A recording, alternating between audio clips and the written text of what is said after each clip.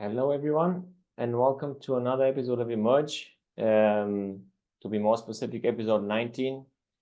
My name is Stoyan Stoichev. I'm part of the Resident Biosciences team. And today I have the pleasure of hosting Sudeep Ghosh from Lund Center for Hematology Laboratory.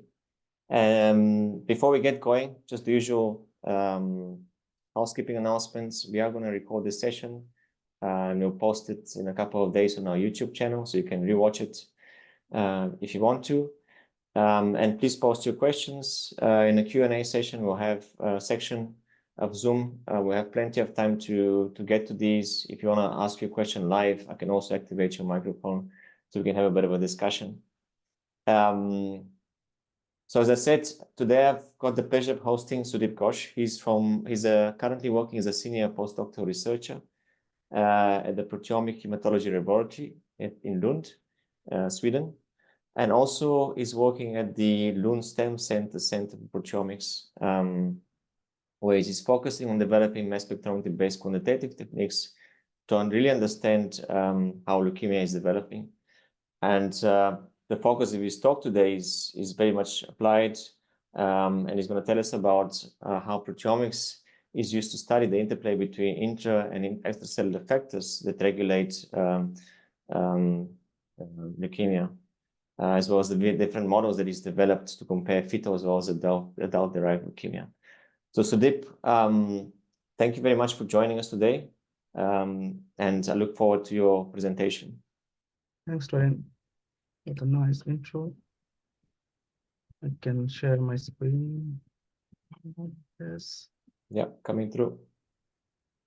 Oh, sorry. Yes, perfect. Yeah. I hope everyone can see the screen now, full screen mode. Yeah. Yeah. Okay. Shall we start now, Stoyan? Yeah. Okay. Yes, go for it. Hello, everyone. I'd like to thank Reason Bioscience and Stoyan particularly for allowing me to present our work in the Emerge webinar series. Today, I'll talk about infant and adult leukemia, their proteomic differences, and how we have connected the proteomic events that happen in the early stage of leukemia initiation with the proteome of their extracellular environment. The work I present here was initiated and co-driven by lab alumni Maria Dusinskaya.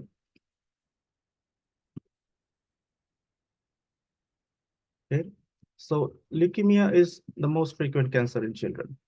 It represents 1/3 of all childhood cancer and is one of the leading cause of cancer-related death in children. Whereas in adults, leukemia represents only 3% of all cancer cases.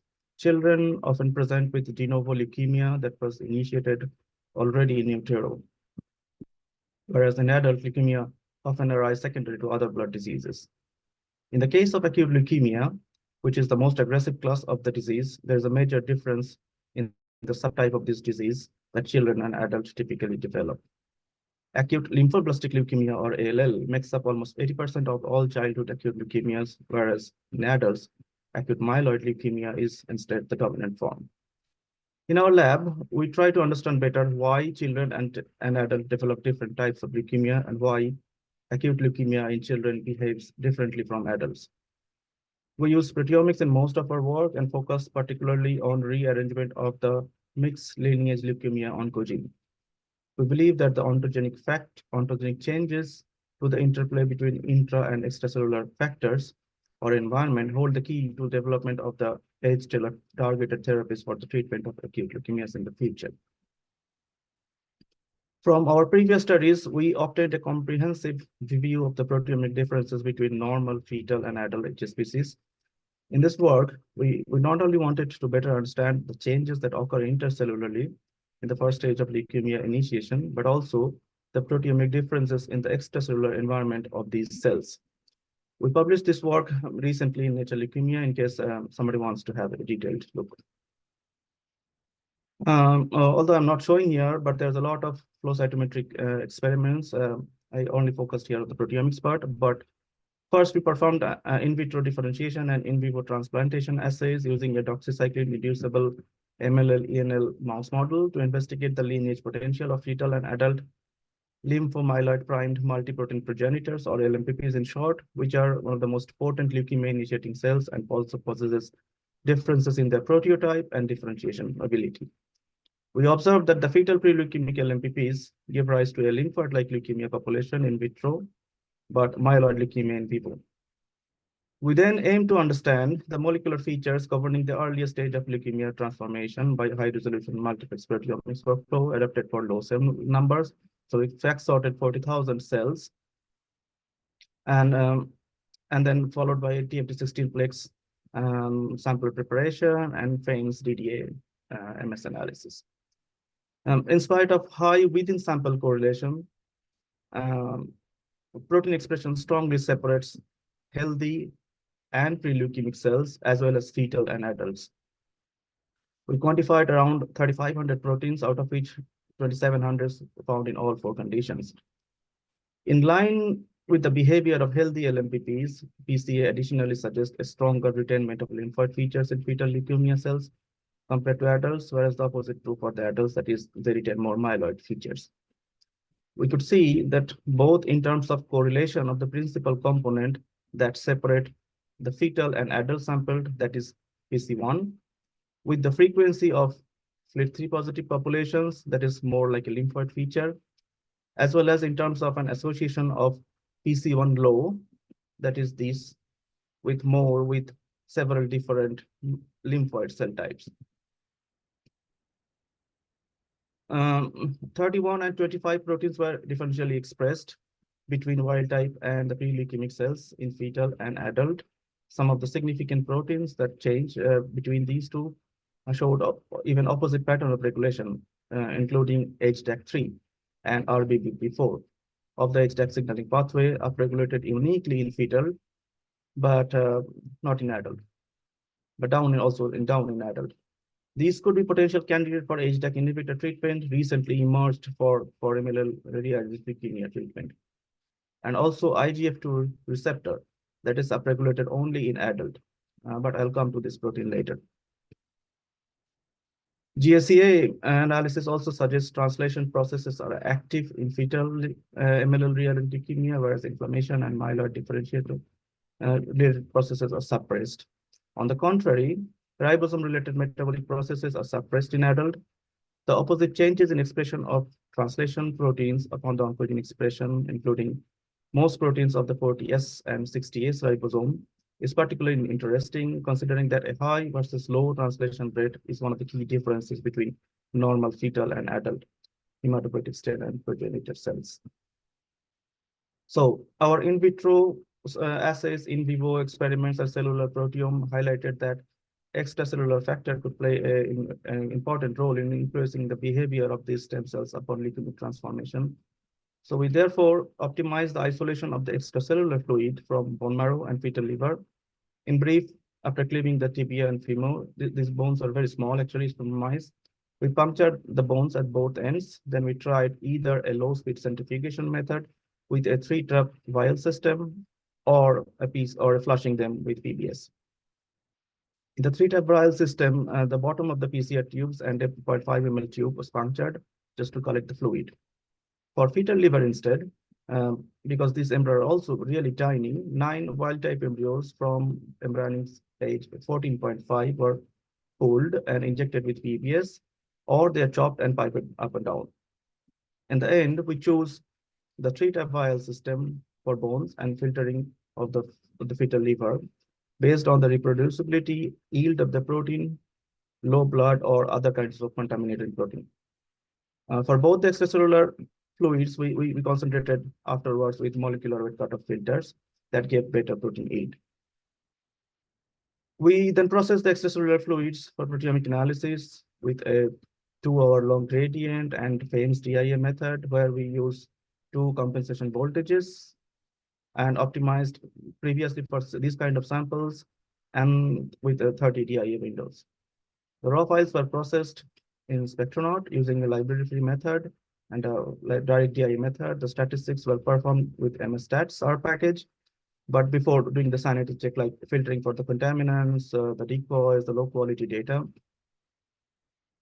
Close to 5,000 proteins were identified in each sample. after confirming high reproducibility within sample, we found that majority of the proteins overlap between them, or the two compartments.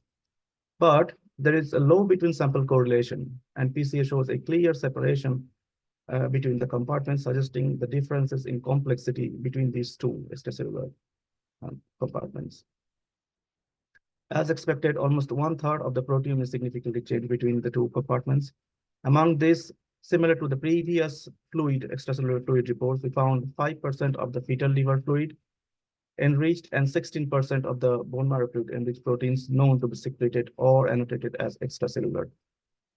The remaining proteins may be secreted through some non-classical pathways, like through extracellular vesicles, or may also represent certain degree of intracellular leakage. We found apolipoproteins, especially ApoB, E, and ApoM, which are the major regulator of cholesterol metabolism, as one of the top extracellular proteins with higher level in fetal extracellular fluid. ApoE in particular has been associated with regulating hematopoietic stem cell proliferation, the myeloid cell expansion, and anti-tumor immunity. Fibulin is another ECM protein known to be secreted by osteoblast in the bone marrow stem cell niche and interfere addition to fibronectin and affect their proliferation. The higher presence of both fibulin-1 and fibronectin-1 in fetal liver extracellular fluid thus suggests an enhanced impact of their interaction in the fetal liver fluid compared to the bone marrow. We also found LOX, lysyl oxidase, a key protein for ECM organization and a novel therapeutic target for primary myelofibrosis. GSEA showed a strong enrichment for various metabolic processes in fetal liver fluid, including citrate cycle, oxidative phosphorylation, amino acid degradation, thus indicating a broad metabolic signaling active in the liver already during the embryonic development. On the other hand, the bone marrow fluid is mainly enriched with DNA replication, damage repair pathways, inflammatory responses.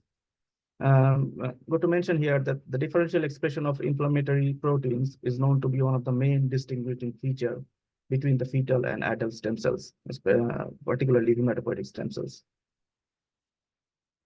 Our extracellular fluid findings suggest that the low inflammatory activity observed in normal and pre-leukemic fetal stem cells additionally extends to the extracellular environment within the fetal liver itself. In line with that, we found also that immunoproteasome components are less abundant in the fetal liver fluid, while the standard proteasome components are elevated. Proteasome complexes are well characterized for intracellular protein degradation, but increasing evidence suggests that these proteins are also present in extracellular environment and could have therapeutic importance. But what role these proteasome components play extracellularly in the context of leukemia initiation, we're not sure, but it's one of the most interesting topics to follow on. Okay, so to interpret how the fetal liver fluid and the adult, like the bone marrow microenvironment, influence the onset of the early stage of MLLr leukemia, we interrogated the proteomic data from pre-leukemic cells for the cell surface receptors and their corresponding ligands in the extracellular fluid proteome. We also investigated the homeostatic interaction by mapping the receptors from wild-type healthy progenitor cells published previously from the lab. The protein abundance matrix, of course, was used for the input for the interaction to build the interaction. And after that, the ligand receptor pairs were downloaded from two databases, CellDB and CellLinker. And then the mice interactions, the ligand receptor interaction was filtered from them and manually curated to build the ontogeny specific ligand receptor interaction network and like visualization afterwards. And we deconstructed 125 ligand receptor pairs, and here I'm showing the corresponding fetal and the adult network. Interestingly, a set of cellular integrins showed prominent difference in the ligandome between fetal liver and the bone marrow fluid.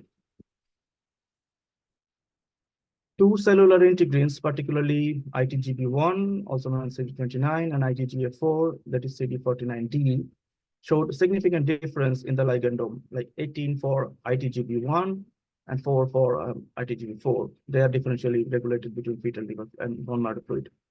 The dimer of these two proteins, CD29 and CD49D, is known as VLF4, and it interacts with the stromal ligand VCAM1 and fibronectin-1 in leukemic cells that is known previously for support of the cells to the bone marrow niche. We found both of them, as previously highlighted, and its antagonist fibrofibulin-1 to be higher abundant in fetal liver fluid. That suggests a stronger impact of VLF4 VCAM dimer interaction or VLF4 fibronectin interaction in fetal origin leukemia. We investigated the potential surface expression changes of VLF4 dimer after oncogene expression and found that oncogene-specific expression changes. Upon expression of the oncogene in fetal as well as adult cells, the frequency of double positive cells was diminished, while the frequency of the double negative cells increases. So after that, we added fibronectin-1 and fibulin-1 to the pre-leukemic cells to see how they differentiate towards the lineage. In addition, out of the 2 infant and 2 adult leukemic cell lines that we have tested, in the presence of these 2 components, these 2 proteins, only the infant MLLr cell line, that is copian 8, showed a decrease in the viability. Now, to investigate further the pre-leukemic cells' potential to influence and communicate with their microenvironment and what impact oncogene-specific factors like fibronectin-1 and fibulin-1 may have in the communication process, we designed a secretome analysis using an albumin-free PVA polyvinyl alcohol culture system suited for these stem cells, basically, and their secretome. Fetal and adult pre-leukemic cells showed a marked difference in their protein secretion pattern. Whereas adult cells increased their secretion upon the oncogene expression, the fetal pre-leukemic cells instead suppressed secretion. The strongest suppressed proteins from fetal are several cathepsins, where the strongest induced one in the adult is basically fibronectin-1. Adding these proteins to the pre-leukemic culture strongly separates the fibulin-1 treated and fibronectin-1 treated groups in PCA, with fibulin-1 having a stronger impact on for the fetal and the adult groups. And the majority of the statistically significant protein are related to neutrophil and platelet degranulation pathways. Here, the scatter plot shows that the fibronectin-1 and fibulin-1 supplemented to the adult pre-leukemic cultures led to a generally suppressed secretion of the protein that were otherwise induced by the expression of the oncogene itself. As I showed before, the insulin growth factors also changed. And we found that a variation in the regulation of the IGF pathway across the ontogeny and MLLr in leukemia. We showed that the receptor for the insulin growth factor, that is IGF2R, is upregulated in fetal LMPPs and significantly upregulated upon oncogene expression, uniquely in adult LMPPs. IGF2 binds to IGF1 receptor, IGF2 receptor, insulin receptor, or like IGF and insulin hybrid receptor. Ligand binding results in autophosphorylation of each of these receptors, leading to recruitment of other adapters and activates different signaling cascades through, for example, PI3K, AKT, RAS, MYC, ARCS pathways, and resulting finally in stimulation of translation, cell cycle progression, including the proliferation and growth and inhibition of the apoptosis. So a higher cell surface expression IGF2 can be expected to result in decreased IGF signaling within the cells through the other, like IGF1 receptor on the insulin receptor.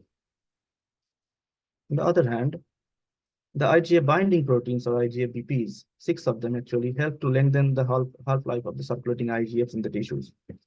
The fetal liver extracellular fluid showed a higher expression of IgA-BP4 and 5, which would also be expected to reduce the intracellular IGF2 receptor signaling by prolonging their half-life.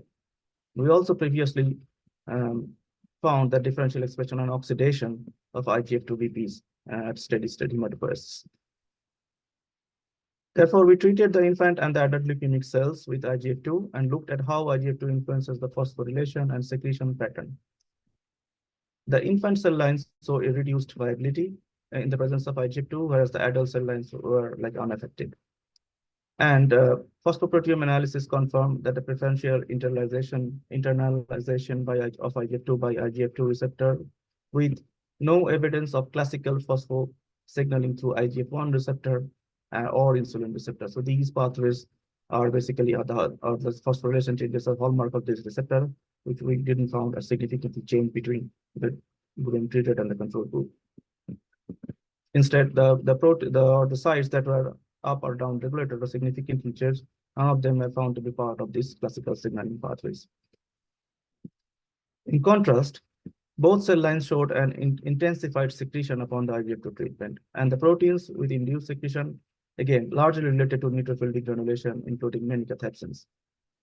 By mapping the fetal mouse pre-leukemic secretome to the human infant leukemic secretome, we observed a reversal of secretion of these proteins with addition of the IGF-2 to the human leukemic cells.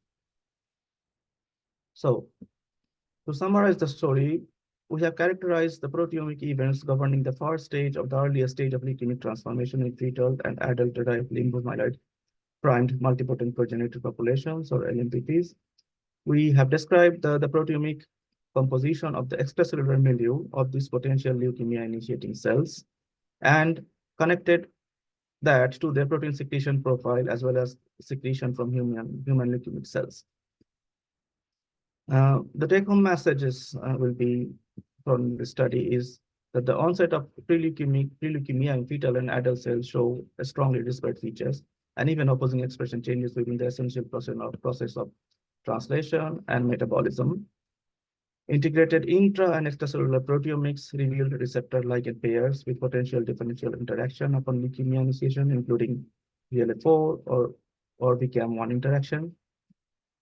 Adult pre-leukemic cells more actively influence their microenvironment and engage in communication with surrounding cells.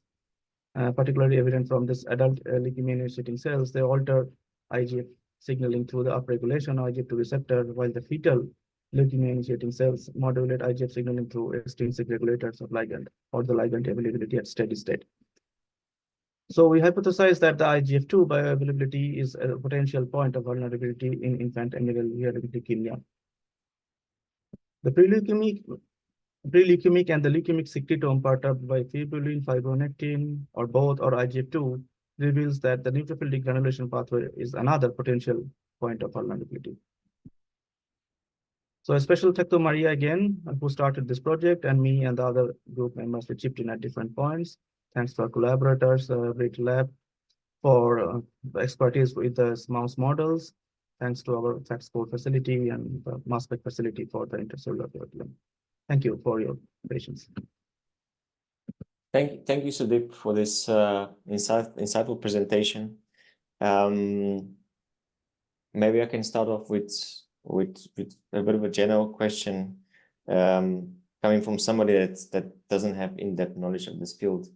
You mentioned that there's quite significant differences in terms of protein synthesis, where you see the infant form of the disease kind of having increased protein synthesis, and then vice versa with the adult.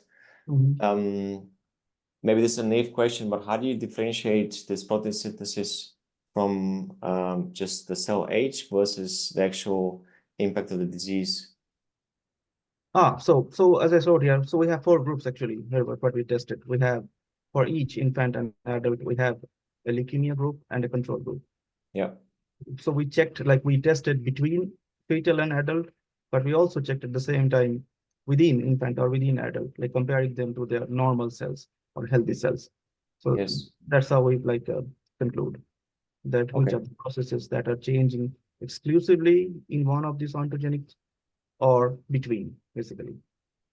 Okay, that's good. Okay, so and what are the main drivers or the main separators between the two forms of the disease that in your opinion, between infants and adults? So I didn't elaborate yet. So the hematopoiesis actually it occurs in waves at different times. So the fetal one, hematopoiesis, it resides in the fetal liver, but when it matures, it goes to these cells. This goes to bone marrow for the development. So we believe there is a molecular switch that happens between this transition. And for the switch to effectively happen, it interacts with the microenvironment. So that's why we were interested looking at the interaction basically. So Yes.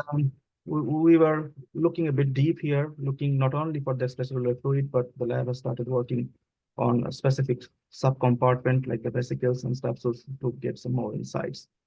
But we believe that it could be some of the secreted protein that we highlighted here, but it could be through the proteasome compartment that the cell circulate. There is increasing evidence.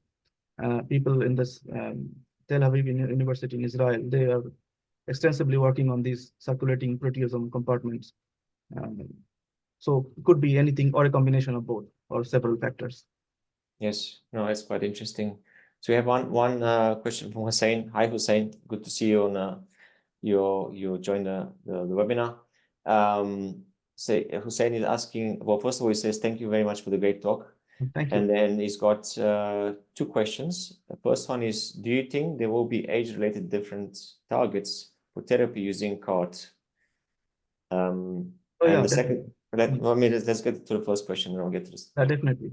Yeah, definitely. There are age-related targets as well. So one of this is the age that I briefly mentioned, basically. But there are many actually. It's already been like in preclinical trials. I heard a couple of them when I visited this European Hematology Association Congress last year. There are many things that are like in the process of preclinical trials, already in the preclinical trials. And we also found like in the previously from the lab, when we studied the healthy hematopoiesis between the fetal and adult, there are candidates. There is a lot of difference in the inflammation and the redox environment between these two. So yeah, Okay. these we take into clinic as well. Yeah, definitely. I have a follow-up question on this, but maybe just to get the second question out, can you please talk about the data analysis pipeline? What software did you use for DI analysis? Oh, definitely. So yeah, I kind of made it brief.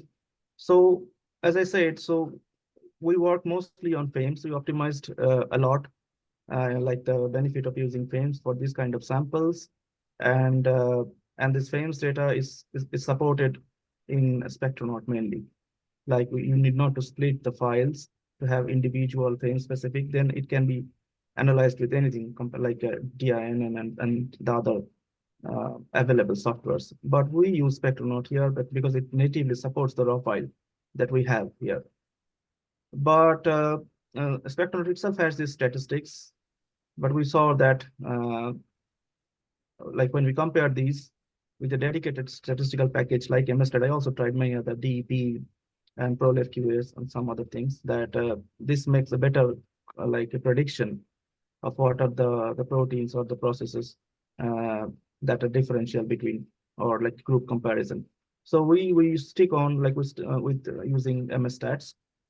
And another point is that so the input for MSTAT is not the protein matrix. It takes the feature level data, that is already the peptide level or the peptide ion level data, and it does. So there is a lot of options to like check the quality in the data because the DI data is so complex. So I wanted to specifically check how good are the spectra, the prediction. So then we do a lot of these sanity check. I mentioned briefly a couple of them, but whether the feature means the peptide ion, how consistent it is, and put some filter there. Imputation, obviously. So a lot of things happen. I mean, if you want to listen, like have a bit more idea about this, I would highly recommend to follow the MSTAT. They have like extensively benchmarked these things before. So essentially your data processing pipeline starts off with Spectronaut just to extract the data. Yeah. And then everything else, including, so you don't do any normalization, imputation, none of that is done in Spectronaut. Normalization, the normalization, I think it's a bit strange. We found that the normalization within like the Spectronaut was better than MSTAT for some reason for this data. So yeah, I took the normalized data from the Spectronaut and then follow up like with the data quality check and the group comparison with MSTAT. But in some cases, I also do normalization within MSTATs, taking the unnormalized data from Spectronaut. So it depends actually. For this one, it is the normalized data within local normalization between the groups. That's what I chose. Yeah. Okay. I mean, it's such a technically challenging study. I mean, what would you say were the biggest technical barriers for the different, you had different types of analysis, secretome, extracellular analysis. From a proteomics perspective, particularly, what do you think is the main challenges you get to overcome in the different experiments you had to do? Yeah, I mean, the main thing I think is that all those packages, softwares, and stuff are validated with this either this, these benchmarking experiments that people follow. But when we run the real samples, which are so many variations and stuff, in this case, the fetal liver and bone marrow, it is hugely different. So I struggled initially to find a proper method to normalize the data. So it should not take out the main differences, but also there should not be technical biases, run specific stuffs. It is different. And the secretome also, because secretome doesn't follow any known rule of, the protein abundance. It is very random. So here also in this paper also, we found it a bit different, like difficult also to handle the data. Yes, I agree. You've got such varying sample sources in here that actually what works best for one might not be, or the data pipeline for one might be completely different from another. So we focus a lot on the data, evaluation first before going to like the actual analysis to see if everything is working. And what I haven't mentioned also is that I also put a lot of time for the quality of the DIA data, like the data point across the peak quality stuff before every project basically. So I changed the windows accordingly, according to the chromatography, what gives the the optimum number of peaks around each sample, each peak. Do you have any study-specific controls that you're using? You probably have some system stability where you check the LCMS performance. Yeah. but something specific to the study, do you have some kind of controls there to kind of evaluate the data quality as also the effects of different post-extraction steps downstream? Not really. So so what we do basically, because the samples are so different from each other in terms of the complexity, we start with taking a control sample of these exact samples basically, if we have managed to have. So to benchmark all the DIA methods and like extraction, yield. So we don't really for example, the fluid, we don't use as a plasma control to build the methods, or for the secretome, use the plasma control to build the methods. So we use the actual samples as a test. Yeah, almost like a pilot study part. Yeah, pilot study, exactly. Okay. So going back to this targets question that Hussein had, I mean, what would be the follow-up studies that you guys are planning to verify some of the targets that you've identified? Are you going to be working with some patient-derived samples, working with plasma, or what is the plan there? Yeah, excellent question. Yeah, so there are a lot of direction that the lab is working now from these. So the postdoc in the lab, she's working on going a bit deep into the secretion, like looking specifically in the secretome, and also like a specific subcomponent like the vesicles, how these are enriched. And we believe that will give a better understanding between the differences. And also, as I showed a little bit on this immunoproteasome is differentiated, and one of the hallmark between fetal and adult, or infant and adult leukemia initiation, is the suppression of the inflammatory signal. So we are also working on a little bit on that angle as well. So giving like pro-inflammatory signals and see how the processes are different, and also potentially to look at that what kind of peptides, this proteasome component, they present on the cell surface. These are some of the things that we, but not exactly for the patient sample. We will be of course glad to have patient sample, but it is not very common for leukemia here. Yeah, of course. Okay, thank you. I think I don't see any more questions. I wanted to thank everyone for joining us today. As I said, we have recorded this presentation. We will to catch it again on YouTube in about probably less than a week's time. And I want to thank you, Sudip, for coming on and talking about your work. It's something different from what you typically present, you're more technically focused, but I think I really like that how the application of proteomics is helping understand this development of leukemia. So yes, and I hope you guys to see you again, maybe in a 9 months' time for another episode. Until then, have a nice day. Bye-bye. Thank you.